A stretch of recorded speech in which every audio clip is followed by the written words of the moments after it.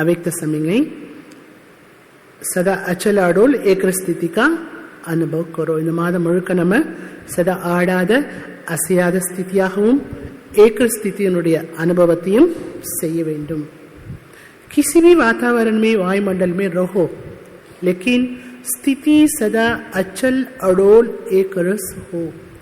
எந்த விதமான சூழ்நிலை ஆனாலும் வாயுமண்டலம் ஆனாலும் இதுல வேணா இருங்க, ஆனா உங்க ஸ்திதி எப்போதுமே எப்படி இருக்கணும்? ஆடாத அசையாத ஏக்கரஸ் ஸ்திதியாக இருக்க வேண்டும்.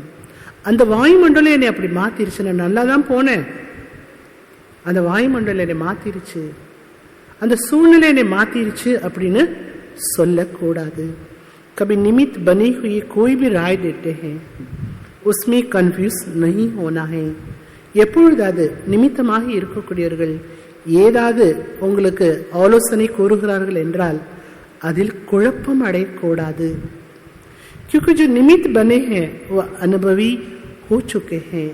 யார் நிமித்தமாக இருக்கின்றார்களோ அவர்கள் அனுபவசாலியாக ஆகியுள்ளார்கள்.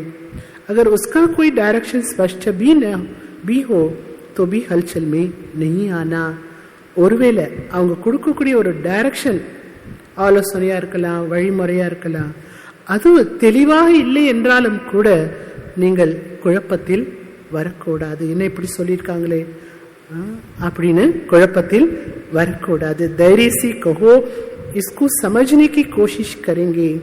பொறுமையா நீங்க சொல்லணும், இதை புரிந்து கொள்வதற்கு நாங்கள் முயற்சி செய்வோம் என்று.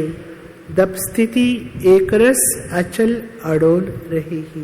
அப்பொழுதுதான் உங்களுடைய ஸ்திதியும் ஆடாத அசையாத ஏக்கரஸ் ஸ்திதியாக இருக்கும். ஸோ ஒவ்வொரு நாளும் அவைத்து சமங்கி நமக்கு நிறைய விஷயங்களை புரிய வைக்கிறது.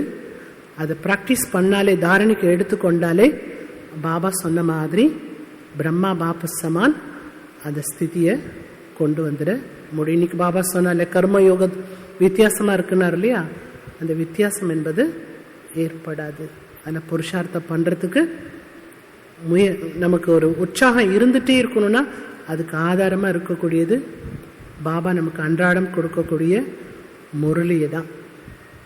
ஓடி வந்து கிளாஸ்ல நம்ம என்ன பண்ணணும், டெய்லி சரியான நேரத்துக்கு வந்து உட்கார்ந்து முரளி கேட்டாதான் அந்த பாலனை மூலமாக நம்ம சீக்கிரமாக முன்னேற்றத்தை மாற்றத்தை செய்து கொள்ள முடியும்.